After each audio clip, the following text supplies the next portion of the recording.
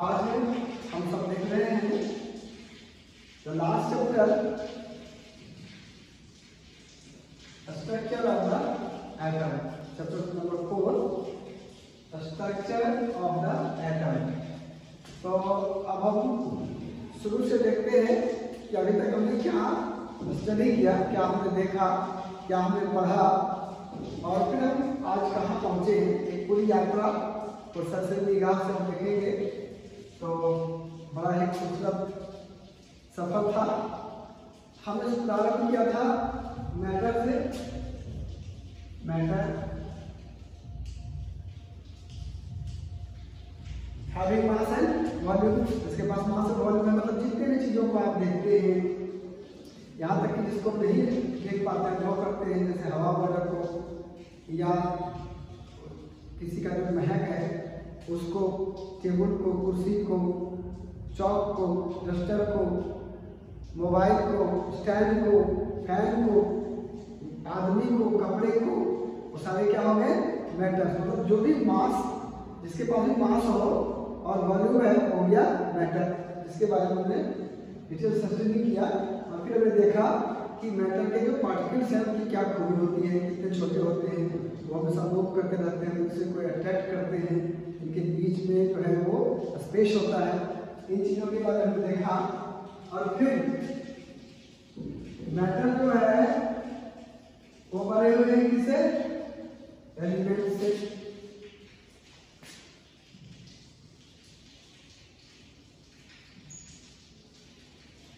या हम यूं कर सकते हैं कि मैटर को हमने बांटा था टू पार्ट में, pure and mixture.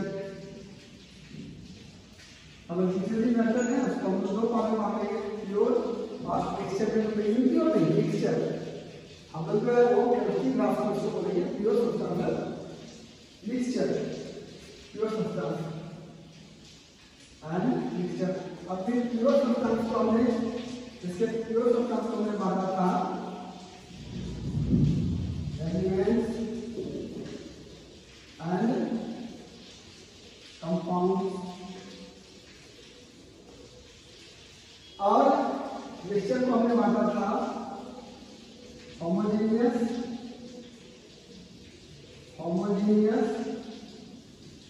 And heterogeneous.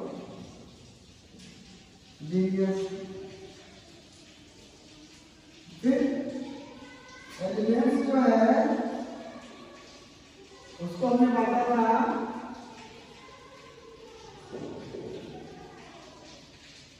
Metal,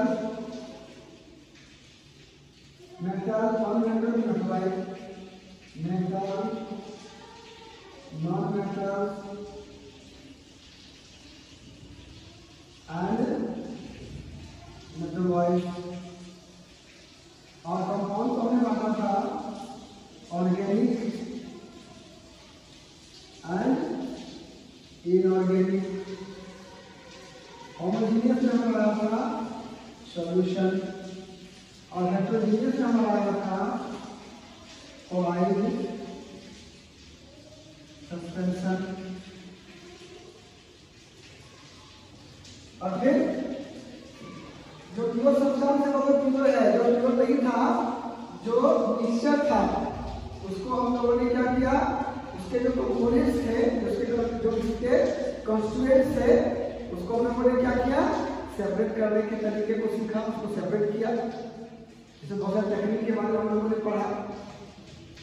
तो ये जो एलिमेंट्स है ये बना हुआ है हमारा एटम से, ये जो कंपाउंड है ये बना हुआ है हमारा मॉलिक्यूल से। तो अगर हम देखें तो सबसे पहला मैटर है, इसके बारे में हमने स्टडी किया। फिर मैटर बना हुआ एलिमेंट से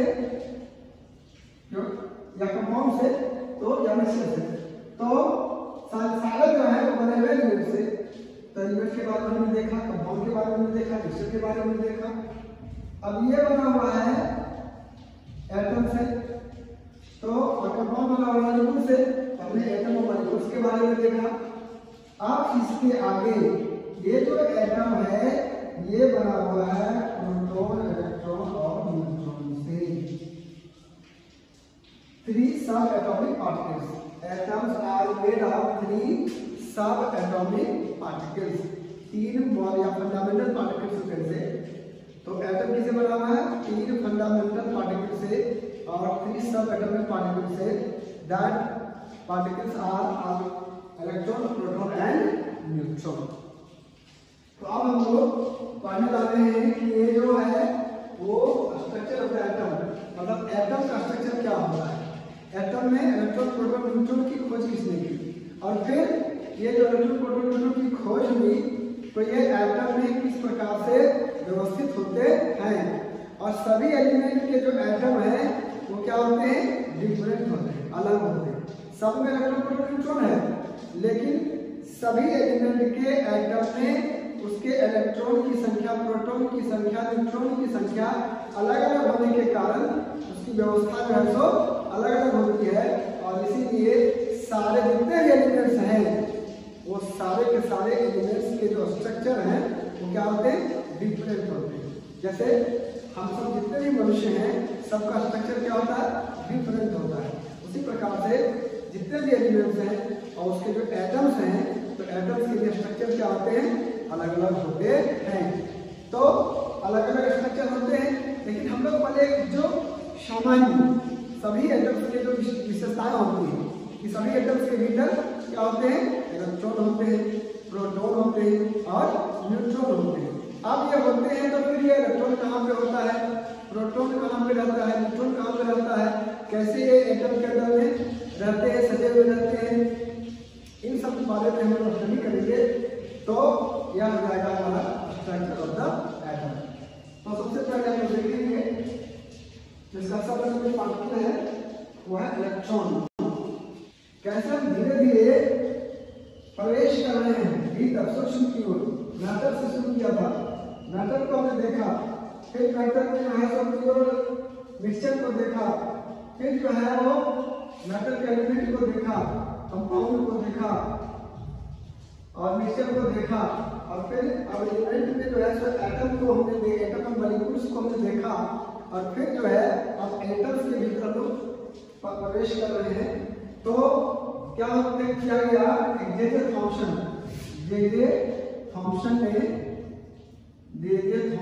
ने इलेक्ट्रॉन की खोज की थी। कैसे की थी? एक ट्यूब लिया, आप ट्यूब देखे होंगे, मरकरी ट्यूब लाइट जो होता है आपका, इस प्रकार से एक ट्यूब लिया और इस ट्यूब में क्या किया कि यहाँ पर वैक्यूम पंप लगा दिया। वैक्यूम पंप मतलब क्या किया कि इसके भीतर जो कि गैस है या एयर है उसके प्रेशर को ये कम कर देता है, बाहर निकाल देता है। करीब 1 मिलीमीटर प्रेशर जो है करता है। और यहाँ पे एक कैथोड लिया माइनस और यहाँ पर एक एनोड लिया प्लस, और इसको जो है तो जोड़ दिया स्रोत से, और करीब 10,000 से लेकर 50,000 वोल्ट, 50,000 वोल्ट अलग अलग किताबों में देता है। हाई जो है वो वोल्टेज में दिया गया डिस्चार्ज, इलेक्ट्रिक डिस्चार्ज। तो हम क्या देखते हैं कि जब इसका प्रेशर नॉर्मल होता है तो सभी प्रेशर पर जब यहाँ पे गैस होते हैं तो यहाँ पर कुछ भी दिखाई नहीं देता। लेकिन जब हम वैक्यूम पंप के थ्रू इसके प्रेशर को क्या करते हैं? कम कर देते हैं, 1 मिलीमीटर वृद्धि जब कर देते हैं तो क्या होता है कि यहाँ से इस कैथोड से एक रेज निकलती है। क्या निकलती है? एक रेज निकलती है जिसको हम बोलते हैं कैथोड रेज। क्या बोलते हैं? Cathode rays. ये अपना कैथोड हो गया, ये अपना एनोड हो गया। प्लस को हम एनोड बोलते हैं, जो पॉजिटिव इलेक्ट्रॉन होता है उसको एनोड बोलते हैं, और नेगेटिव जो इलेक्ट्रॉन होता है उसको कैथोड बोलते हैं। तो यहाँ पे एक रेज निकलता है जिसको हम लोग कैथोड रेज बोलते हैं। और this cathode rays is made of nuclearly charge particles and that particles are known as electron. ये जो कैथोड रेज है ये किससे बना हुआ है? न्यूक्लियरली चार्ज पार्टिकल्स से। Cathode rays are cathode rays are made of negatively charged particles and they are called electrons. Cathode ray जिससे बना हुआ है इस पार्टिकल से वो नेगेटिवली चार्ज होता है और उसको लोग क्या बोलते हैं, इलेक्ट्रॉन कहते हैं। तो इस प्रकार से कैथोड रे का एक्सपेरिमेंट हुआ और इससे जो है इलेक्ट्रॉन का पता चला, इलेक्ट्रॉन के बारे में पता चला। तो एक तो हो गया इलेक्ट्रॉन। अब हम ये जो इलेक्ट्रॉन है इसका ट्रांसफर होता है एक बॉडी से दूसरे बॉडी में, तो इलेक्ट्रॉन का नेगेटिव चार्ज होता है। तो जिसमें इलेक्ट्रॉन चला गया वह ऑब्जेक्ट क्या बन जाएगा, नेगेटिवली चार्ज हो जाएगा, ऋण आवेशित हो जाएगा, नेगेटिवली चार्ज हो जाएगा। और जिससे चला जाएगा वो पॉजिटिवली चार्ज हो जाएगा। सपोज हम लोग देखते हुए ड्राई जो एयर है, ड्राई एयर है और उसमें कोम कंघी को जब करते हैं और कागज के छोटे छोटे टुकड़े के पास ले जाते हैं उसको क्या करता है, खींच देता है। क्यों? क्योंकि वहां पे जो फ्रिक्शन हुआ उसके चलते जो कंघी है वो क्या हो गया, चार्ज हो गया। मतलब वहां पे इलेक्ट्रॉन का जो है वो आदान प्रदान हो गया, इलेक्ट्रॉन का जो है सो ट्रांसफर हो गया। तो इलेक्ट्रॉन का ट्रांसफर होने से कोई भी ऑब्जेक्ट क्या होता है, चार्ज हो जाता है। और ये चार्ज कैसे होता है, फ्रिक्शन से, घर्षण से। तो जैसे कांच है और उन्हीं के वस्तु को हम रगड़ते हैं तो एक पॉजिटिवली चार्ज होता है और एक नेगेटिवली चार्ज हो जाता है। तो जिससे इलेक्ट्रॉन चला गया, क्या कहा मैंने, जिससे इलेक्ट्रॉन चला गया वो जगह पॉजिटिवली चार्ज, और जिस पर इलेक्ट्रॉन चला गया, क्या बोला, जिस पर इलेक्ट्रॉन चला गया वो जाता है नेगेटिवली चार्ज। क्यों? क्योंकि इलेक्ट्रॉन पर नेगेटिव चार्ज होता है। तो ये हुआ। अब दूसरा है गोल्डस्टीन, एक साइंटिस्ट थे, उन्होंने एक्सपेरिमेंट किया और उस केस में क्या हुआ, थोड़ा सा परिवर्तन किया गया कि ये जो कैथोड है उसको परफोरेटेड कैथोड मतलब छेदयुक्त लिया इस प्रकार से। तो और यहाँ पर जिंक सल्फाइड का जो है सो कोट कर दिया गया जो फ्लोरोसेंट होता है, मतलब जिस पर रेज पड़ने पर उसको चमक पैदा करता है, उसको फ्लोरोसेंट बोलते हैं मटेरियल को। तो गोल्ड स्टील ने क्या किया, इस एक्सपेरिमेंट को जब किया तो यहाँ से जो है रेज निकला और ये परफोरेटेड जो है, जो छेदयुक्त है, उसे पास होकर के यहाँ पर एक ग्लो पैदा किया और ये जो होता है वो पॉजिटिवली चार्ज होता है। कैथोड से मिला था नेगेटिवली चार्ज पार्टिकल्स, तो एनोड से क्या निकलेगा, पॉजिटिवली चार्ज पार्टिकल्स, जिसको उसने क्या कहा, प्रोटॉन कहा। क्या कहा, प्रोटॉन कहा। तो इस प्रकार से इस रेज को हम क्या बोलते हैं, कैनाल रेज। क्यों canal raise? Because they pass through this canal और perforated holes. This rays pass through these holes and holes are called canals. So this is known as canal ray. So anode ray is also called canal ray because they pass through the holes or canals. So canal ray or anode rays. So and the particles of anode ray are called proton. Canal rays of anode ray are particles of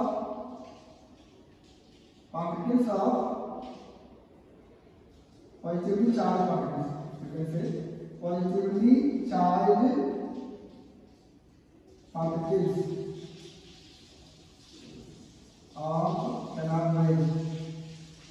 Canal rays are called proton. ये क्या होता है, proton कहलाता है। इसको proton, इसलिए इसको canal raise भी कहा जाता है। आपको आपके बुक में पूछा भी जाएगा कि कैनाल रेज ये क्यों, एनोड रेज को कैनाल रेज क्यों करते हैं, कैटालिसिस किसे करते हैं, कैटालिसिस क्या होता है, यही कैटालिसिस होता है। और थर्ड जब सबएटॉमिक पार्टिकल न्यूट्रॉन वो बाद में जो है हो जाएगा बहुत लेटर, बहुत बाद में इसकी खोज हुई, इस पर कोई चार्ज नहीं होता है और उसका खोज जो है जेम्स चैडविक ने किया। न्यूट्रॉन का खोज किसने किया, जेम्स चैडविक ने किया। प्रॉपर्टी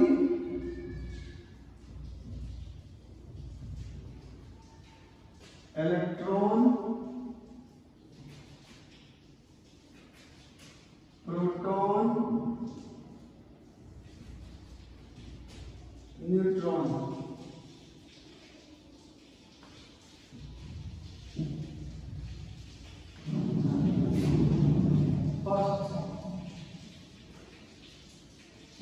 नेचर, इसका नेचर क्या है, प्रकृति क्या है, ये होता है negatively charge, negatively charge, negatively charge. ये होता है पॉजिटिवली चार्ज और ये होता है neutral, no charge. Neutral means no. Now जैसे जब आप डिस्कवर्ड बाय, किसने खोजा, डिस्कवर्ड बाय, तो इलेक्ट्रॉन को किसने खोजा, जे थॉमसन ने खोजा, किसने, जे थॉमसन ने। प्रोटॉन को गोल्ड स्टील ने खोजा और न्यूट्रॉन को James Chadwick.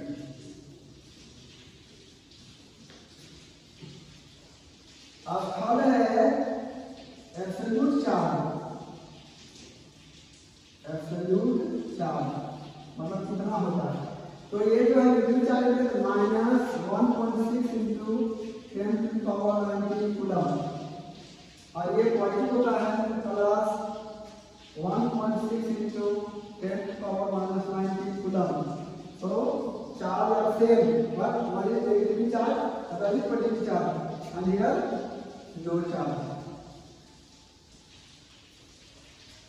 Fourth is relative charge, relative charge इसको अगर हम -1 बोलेंगे, इसको हम +1 बोलेंगे, इसको हम 0 बोलेंगे। उसके बाद में है absolute mass, absolute mass, mass of electron will be 9.11 into 10⁻⁻28 grams. It will be 1.67 into 10⁻⁻24 grams. And the mass of electron is almost same to that of proton, but slightly more than mass of the proton.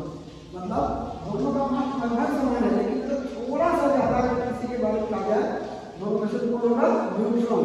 मतलब अगर पूछेगा कि कितने से heaviest कौन है, तो इसके बारे में बोलेंगे न्यूट्रॉन के बारे में। इसको कैसे लिखेंगे, 1.675, here 1.67, here 1.675 10⁻⁻24 gram. So neutron is slightly heavier than proton। Now, relative mass, relative mass 1/1840, 1 that means अगर इसके मास को 1 देते हैं तो इलेक्ट्रॉन जो है इसे 1840 गुना हल्का होता है। इलेक्ट्रॉन का जो मास होता है वो electron is one by the mass of electron is the equal to the 1040 times lesser than the proton। मतलब प्रोटॉन से 1840 गुना हल्का होता है इलेक्ट्रॉन, और इसीलिए इलेक्ट्रॉन के मास को नेग्लेक्ट कर दिया जाता है, नगण्य मान लिया जाता है कि इसका मास जो है वो कंपेयर के लायक नहीं है, मतलब उसको 0 भी मान लेते हैं। इसके in compare to mass of proton and neutron, मतलब प्रोटॉन और न्यूट्रॉन के मास के तुलना में इलेक्ट्रॉन के मास को नगण्य नेग्लिजिबल मान लिया जाता है।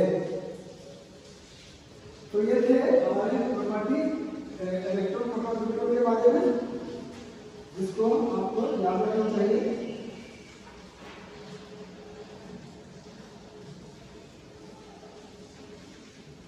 And symbol, one thing is symbol. How will you write about symbol? This is denoted by E or E minus, this is E or this is N. Neutron is denoted by N, proton is denoted by P, and electron is denoted by E. So this is the comparative study of electron, proton and neutron.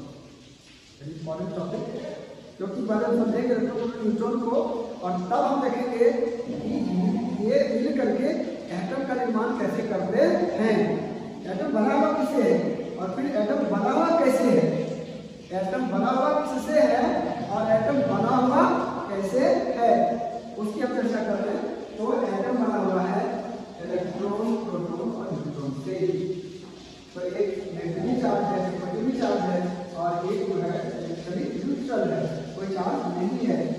एक जो है तो हल्का है, ये इतना भारी है, ये भी उतना ही भारी है, स्लाइटली हेवियर द प्रोटॉन। तो इस प्रकार से इसको लिखते हैं, प्रोटॉन को ई से, प्रोटॉन को पी से और न्यूट्रॉन को एन से लिखते हैं। तो आगे समझ में आएगी, पहले भी लिख चुके हैं जब निकालते थे तो मास में इलेक्ट्रॉन कितना, प्रोटॉन कितना, न्यूट्रॉन कितना, वो निकाल चुके हैं चैप्टर 1 में। तो इसके आधार पर हम लोग एटॉमिक स्ट्रक्चर के बारे में स्टडी करेंगे। तो एक बार फिर से अब यात्रा चली एटम के स्ट्रक्चर के बारे में, और सबसे पहला एटम के स्ट्रक्चर के बारे में कहने के लिए जो आया, मतलब जिन्होंने अपने सिद्धांत को दिया, प्रस्तुत किया, वो थे थॉमसन। और इसको बोलते हैं Thomson's model of an atom. Thomson's model of an atom, उसने क्या कहा, उसने एक व्यवहारिक दैनिक जीवन के उपयोग की चीजों से समझाने का प्रयास किया। Because atoms are very small, you can't see by your naked eyes, naked eyes. तो फिर हम समझें कैसे, जिस चीज को हम नहीं देख पाते हैं उसको समझने के लिए जो चीजें हमारे पास विजिबल है, मतलब जो दृष्टिगोचर है, जिसको हम देख सकते हैं, उससे तुलना करके उसको समझने की कोशिश करते हैं इमेजिनेशन के द्वारा, कल्पना के द्वारा। जैसे उसने क्या कहा कि एटम जो है वो बर्थडे पार्टी में काटने वाले केक की तरह है, और वो जो केक है वो पॉजिटिवली चार्ज पार्टिकल्स जो है वो पूरा फैला हुआ है केक के रूप में, और पॉजिटिवली चार्ज पार्टिकल्स जो है वो पूरे केक के रूप में फैला हुआ है। और जिस प्रकार से केक में बीच बीच में चेरी डाला रहता है, लाल लाल चेरी होता है, वो डाला रहता है, उसी प्रकार से एटम्स में जो है वो इलेक्ट्रॉन बीच बीच में फंसे होते हैं। ये कहा, ये बात समझ में नहीं आई केक वाली बात, क्योंकि केक वाली बात हमें समझनी भी नहीं चाहिए। हम ये बर्थडे वाले हैं नहीं, हम तो जो है सब वैद्य वाले हैं। हमारे यहाँ मृत्यु भूल गया जाता है, मरने के साथ हम भूल देते हैं, क्योंकि हम जानते हैं कि उसका इस जगह से छुटकारा मिल गया, वो अब जो है सो दूसरा जीवन उसको मिल गया, नया जीवन मिल गया। जैसे पुरानी कार कोई ले लिया और नई कार दे दे तो कितनी खुशी होती है कि अरे हमारा ये पुराना कार जो खटारा कार था उसको ले लिया और नई कार को हमको किसी ने दे दिया, तो कितने खुश होते हैं। उसी प्रकार से ये शरीर जब जीर्ण हो जाता है, जब ये खटारा हो जाता है, जब ये चलने के लायक नहीं रहता है, तब इस शरीर को ऊपर वाला प्रकृति, भगवान, अल्लाह, गॉड, जो भी नाम उसको दो, वो ले लेता है और फिर हमें नया शरीर प्रदान कर देता है। तो ये एक जश्न का माहौल होता है, और इसीलिए हम लोग उसमें भोज देते हैं, लोगों को आमंत्रित करते हैं, खिलाते हैं। तो इसलिए हमें स्वाभाविक है ये केक के बारे में समझ नहीं आएगा। अब तरबूज को तो आप समझते हैं आसानी से, तरबूज को आप जब काटते हैं तो आप देखते हो कि एक होता है लाल भाग पूरा, और लाल भाग में हर जगह जो है वो तरबूज के दाने जो है सो फंसे होते हैं, बीज तरबूज का। तो उसने एटम की तुलना किसे की, तरबूज का। तो तरबूज का जो रेड पार्ट है, लाल पार्ट है ना, वो पॉजिटिवली चार्ज पार्टिकल्स के रूप में है, पूरा फैला हुआ है। और जो उसके दाने हैं, जो सीड्स हैं उसके, वो जगह जगह जो फंसे हुए हैं, वो इलेक्ट्रॉन उसने माना कि इलेक्ट्रॉन जो है उसी प्रकार से फंसा रहता है। तो ये मॉडल दिया किसने? थॉमसन ने। उसने क्या कहा कि ये जो पॉजिटिवली चार्ज पार्टिकल्स हैं, ये इस प्रकार से जो है तो पूरे फैले हुए हैं पूरा। ये जो है तो पॉजिटिवली चार्ज पार्टिकल्स फैला हुआ है, कार्बन का जैसे रेड पोर्शन होता है उस प्रकार से। और बीच बीच में जैसे उसमें बीज धंसा हो, बीज जो है वो धंसा होता है, तो उसी प्रकार से इस रेड पार्ट में जगह जगह पर इलेक्ट्रॉन फंसे हुए होते हैं। और उसी को ये तो ये मॉडल दिया थॉमसन ने। क्या? जिस प्रकार से तरबूज में रेड पार्ट की तरह पॉजिटिवली चार्ज पार्टिकल्स हैं वो चारों तरफ फैले हुए हैं, और बीच बीच में जैसे उसका बीज होता है, उसी तरह से उसके बीच में मतलब प्रोटॉन के पूरे स्फीयर में जो है पॉजिटिवली चार्ज स्फीयर जो होता है, उसके बीच बीच में इलेक्ट्रॉन्स जो होते हैं वो इम्बेडेड होते हैं, मतलब फंसे हुए होते हैं। तो इसका जो थॉमसन मॉडल ऑफ एटम क्या है कि atom consist of positively charge sphere and electrons are embedded in it। ये है an atom consists of a positively charged sphere। An atom consists of a positively charged sphere and electrons are embedded in it। और electrons इसमें क्या होते हैं? फंसे होते हैं। ये कहा पहली बात। दूसरी बात क्या कहा कि number of positively charged particles and number of negatively charged particles are equal, so the negative and positive charges are equal in magnitude। दोनों क्या होते हैं? समान होते हैं। जितना नेगेटिव चार्ज होता है उतना इसमें पॉजिटिव चार्ज होता है। सो एटम इज इलेक्ट्रिकली न्यूट्रल, इसलिए एटम पर कोई चार्ज नहीं होता है, क्योंकि जितना प्लस है उतना माइनस है, जितना पॉजिटिव चार्ज होता है नेगेटिव चार्ज है, इसलिए एटम पर कोई चार्ज नहीं होता। मतलब एटम्स आर इलेक्ट्रिकली न्यूट्रल, मतलब विद्युत रूप से एटम क्या होते हैं? उदासीन होते हैं, मतलब उस पर कोई चार्ज पाया नहीं जाता। ये किसने कहा? लेकिन आगे जब एक्सपेरिमेंट किया गया तो ये सिद्ध नहीं हो सका कि इलेक्ट्रॉन जो है, जो एटम है, उसका स्ट्रक्चर कुछ इस प्रकार से होता है। और तब फिर बाद में दूसरे साइंटिस्ट आए, जिसको हम बोलते हैं रदरफोर्ड मॉडल ऑफ एटम। अब रदरफोर्ड ने क्या किया कि इसने गोल्ड लिया, सोना, और उसको पीट पीट करके जो है महीन पत्थर बना दिया। क्योंकि हम जानते हैं कि गोल्ड जो होता है वो मेलेबल होता है, डक्टाइल होता है, उसको दाल खींच सकते हैं, उसको पीट करके हम महीन पत्थर बना सकते हैं, उसको पीट करके एकदम से पतला बनाते हैं। और उसकी जो मोटाई थी वो 1000 एटम के बराबर थी। कितनी? 1000 एटम्स। 1000 एटम्स उसको हम सकते थे, इतनी मोटी जो है उसने उसको पीट के बनाया, मैंने एकदम से पतला कर दिया। और अब इसके ऊपर जो है वो अल्फा पार्टिकल क्या होता है? Helium plus ions. मतलब जैसे बहुत सारे आयंस के बारे में पढ़ा है, 4 particle are called ions. So helium plus ions में बोलते हैं अल्फा पार्टिकल। अब इस अल्फा पार्टिकल को हम यहाँ पे बहुत सारे एटम यहाँ पर है जो उसको हम एक एटम को यहाँ अलग कर लेते हैं और उसके बाद में दिखाते हैं कि क्या हुआ। सबसे बड़ा करके इसको दिखाई करके ये एक एटम है, और ये एक एटम में जो है अल्फा पार्टिकल को भेजा, वो बॉन्डिंग करवाया।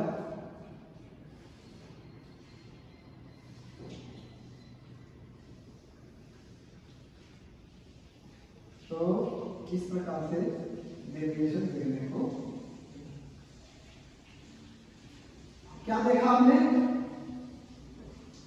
कि इसमें से अधिकांश जो अल्फा पार्टिकल है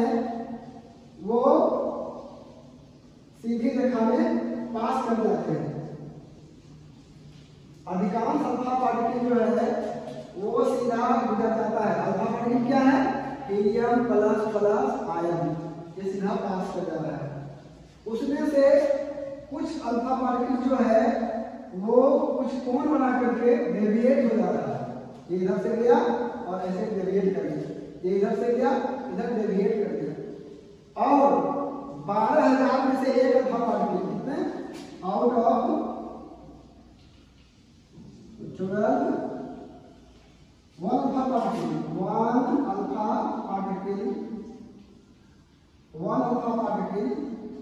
आउट ऑफ 12,000 अल्फा पार्टिकल्स जिधर से गया उधर वापस लौट आता है, मतलब आगे नहीं बढ़ता। 12,000 में से एक अल्फा पार्टिकल, तो उसने निष्कर्ष निकाला।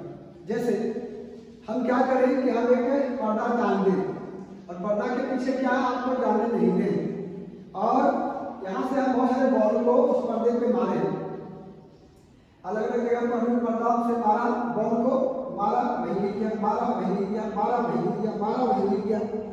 एक जगह ऐसा लगा कि वो बॉल जो है वो वहां गिरा नहीं, वापस रिटर्न होकर के आ गया, वापस लौट करके आ गया।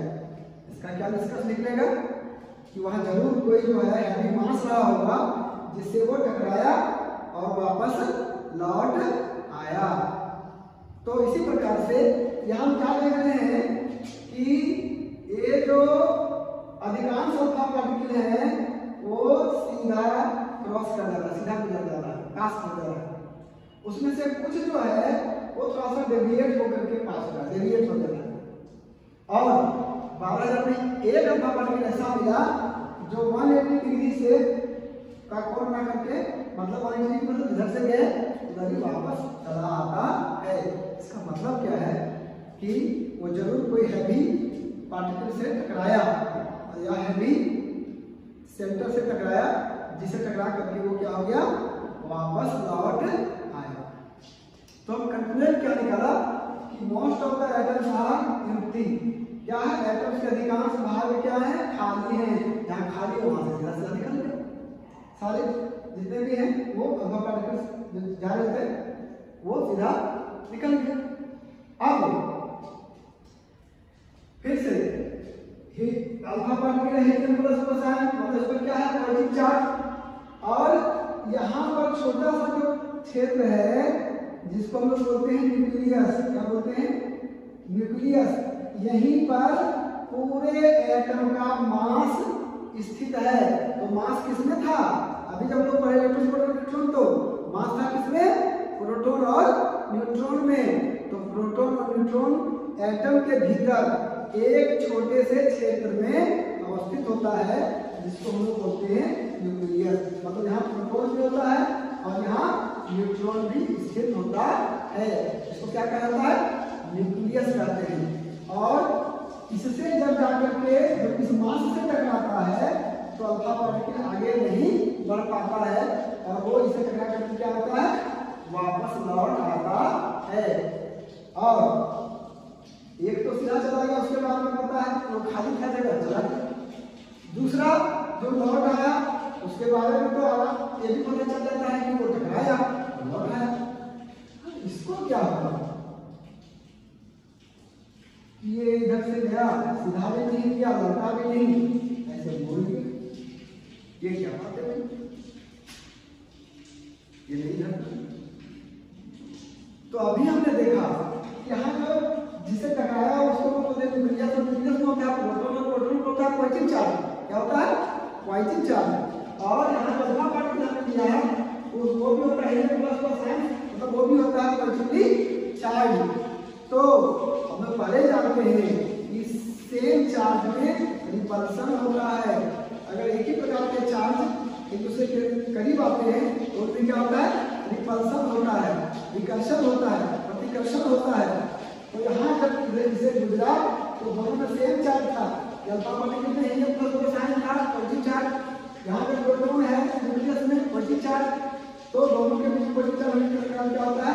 रिपल्सन होता है, जिसके कारण ये क्या कर गया? डेविएट कर गया, डेविएशन हो गया। ये इस तरीके से बातें पता चलती है। तो इसको बोलते हैं स्कैटरिंग ऑफ अल्फा पार्टिकल्स। जब अल्फा पार्टिकल्स का बमबारिंग होता है तो बहुत सारे अल्फा पार्टिकल छोड़ जाता है, तो अधिकांश सीधे देखा चला गया, कुछ मुड़ गया और 12,000 में एक जो होता है वो वापस लौट आता है। और इसे तीन घटना होती है। अधिकांश अल्फा पार्टिकल सीधे गुजर जाती है और कुछ डेविएट कर जाती है, और 12,000 में एक अल्फा पार्टिकल ऐसा है जो वापस रिटर्न चली जाती है। तीन बातें होती है। तो तीन डिस्कस निकला कि most part of the atoms are empty, अधिकांश भाग क्या है, खाली है, जिसे उनके पास पास जाती है। And mass of atom is concentrated in a very small area that is called nucleus. जो एटम का मास है वो बहुत छोटे से क्षेत्र में केंद्रित होता है, सेंटर्ड होता है, उसको बोलते हैं हम लोग nucleus.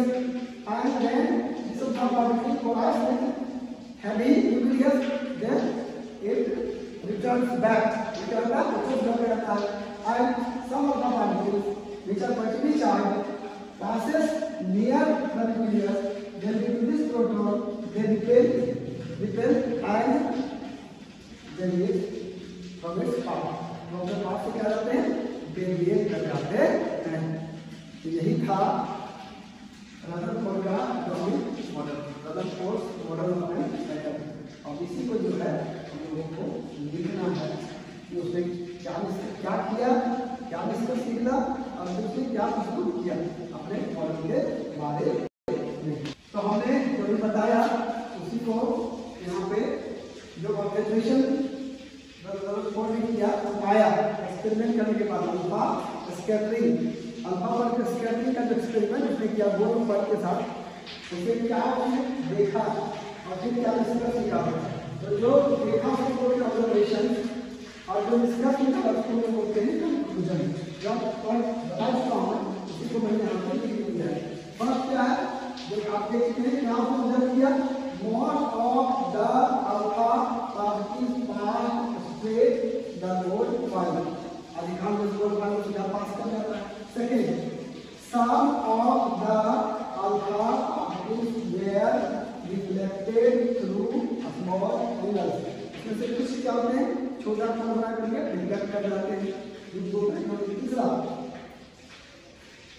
one out of every 12,000 particles rebounded, एक 12,000 में से एक अल्फा पार्टिकल क्या होते हैं, रिबाउंड हो जाता है, मतलब वापस लौट आता है। ये ऑब्जर्वेशन था, ये दिखा। इससे कंक्लूजन जो हमने निकाला था क्या कि most of the space of atom are empty, तो उसको बोलते हैं कंक्लूजन। निष्कर्ष क्या निकाल सकते हैं इससे, conclusion most of the space inside the atom is empty, atom के अंदर अधिकांश भाग क्या है, खाली है। Second, very few particles were reflected through small angles, very few alpha particles you can say very few alpha particles were reflected through a small angles, indicates that, क्या indicate करता है, indicates that positive charge of atom occupies very small space। तो positive charge जो atom का है वो बहुत छोटे से स्पेस ऑक्यूपाई करता है। नहीं तो अगर हर जगह होता तो जहाँ जाता वहीं देखा कि वापस आता, जहाँ से दूसरा वहीं से देखा कि वापस आता। तो एक छोटे से स्पेस में वो पॉजिटिव चार्ज जो है एटम का है, इसीलिए बहुत फ्यू जो अल्फा पार्टिकल्स थे वो क्या हो गए, रिफ्लेक्ट हो गए। थर्ड है, very few alpha particles were reflected by 180 degree, बहुत कम, कितना, 12,000 में एक। indicates that all the positive charge and mass were concentrated in a very small volume within the। तो ये जो 12,000 में एक जो अल्फा पार्टिकल है वो जो रिटर्न हो जाता है, ये शो करता है कि संपूर्ण मास, एटम का संपूर्ण मास और संपूर्ण पॉजिटिव चार्ज जो है वो एटम के एक छोटे से क्षेत्र में कंसंट्रेटेड होते हैं, अवस्थित होते हैं। तो ये भी निष्कर्ष निकला और इसी निष्कर्ष निकालने पर पहले एक्सपेरिमेंट किया, फिर उसने ऑब्जर्व किया, फिर उसने कंक्लूजन निकाला, निष्कर्ष निकाला। निष्कर्ष निकालने के बाद में उसने अपना दिया Rutherford's model, Rutherford's model of an atom. Model उसने बताया कि एटम कैसा है। तो पहले क्या किया, एक्सपेरिमेंट हम लोग प्रयोग करते हैं, फिर हम लोग क्या करते हैं, ऑब्जर्व करते हैं, प्रयोग करते हैं, देखते हैं कितना निकला क्या आया। फिर उसके बाद में क्या निष्कर्ष निकालते हैं कि ऐसा हो ऐसा हो, ऐसा मतलब ऐसा है। ठीक है, तो ये हमने निष्कर्ष निकाला, कंक्लूजन, और फिर हमने जो है अपना बताया इसका निष्कर्ष मतलब, फिर हमने उसका एक मॉडल दिया, उसको बोलते हैं Rutherford model of an atom. उसके बारे में हम नोट कर लेंगे, उसके बाद खत्म हो जाएगा। फिर दूसरे आएंगे रदरफोर्ड के बाद बोर आएंगे, रदरफोर्ड में कुछ कम रह गई थी, लेकिन हमको तो पढ़ना है सबके बारे में। हमको थॉमसन के बारे में पढ़ना है, हमको रदरफोर्ड के बारे में पढ़ना है, और फिर बाद में बोर आया उसके बारे में क्वेश्चन करना है। लेकिन अभी फिलहाल हम लोग इसके मॉडल के बारे में इस बात को नोट कर लेंगे। तो इतना एक्सपेरिमेंट करने के बाद में रदरफोर्ड ने अपना एक मॉडल दिया है के बारे में, जिसको आप भी बता सकते हैं। जब एक्सपेरिमेंट हो गया, फिर देख लिया, इसको आप बता सकते हैं। इसी सिचुएशन लिखा है बहुत आराम से। There is a particularly charged center, particularly center है in an atom। एटम में क्या है, particularly charged center है, इसको हम देख चुके हैं। और द न्यूक्लियस, जिसको भी क्या कहा, और द न्यूक्लियस, जिसको उसने न्यूक्लियस कहा, है ना। And there is a particularly charged center in an atom called nucleus where all the mass of the atom resides, जहां पर पूरे एटम का मास रिसाइड करता है, मतलब अवस्थित होता है सेंटर में। दूसरा, all electrons revolve around the nucleus, जितने भी इलेक्ट्रॉन हैं वो क्या होते हैं, न्यूक्लियस के चारों ओर घूमते रहते हैं। Electrons revolve around the nucleus in circular paths. The electrons revolve around the nucleus in circular paths. ठीक उसी प्रकार से जैसे सूर्य के चारों ओर अलग अलग ग्रह घूमते रहते हैं, उसी प्रकार से यहाँ पे न्यूक्लियस हुआ वो सूर्य के जैसा हो गया, और इलेक्ट्रॉन उसके चारों ओर सर्कुलर पाथ पे घूमते रहते हैं। एंड थर्ड क्या है, the size of the nucleus is very small as compare to the size of the atom. और न्यूक्लियस का जो साइज है वो एटम की तुलना में बहुत ही छोटा होता है, मतलब 10 to the power 5 times smaller than the atom. तो ये था कंक्लूजन। क्या था कि सारा पर्टिकुलर चार्ज होता है छोटे से क्षेत्र में स्थित होता है, जहाँ पर संपूर्ण मास अवस्थित होता है, जिसको हमने न्यूक्लियस कहा। दूसरा कहा कि इलेक्ट्रॉन्स जो है वो न्यूक्लियस के चारों ओर सर्कुलर पाथ में घूमते रहते हैं। और थर्ड कहा कि साइज ऑफ न्यूक्लियस जो है वो एटम के साइज के तुलना में बहुत ही छोटा होता है। यही है रदरफोर्ड मॉडल ऑफ, ये था रदरफोर्ड मॉडल। तो बस आज इस वीडियो में बस इतना ही। अब आगे फिर हम लोग इसमें क्या कमी है और फिर उस कमी को दूर करने के लिए नील बोर्ड ने क्या प्रस्तुत किया उसको हम लोग आगे देखेंगे। तो आज बस इतना ही।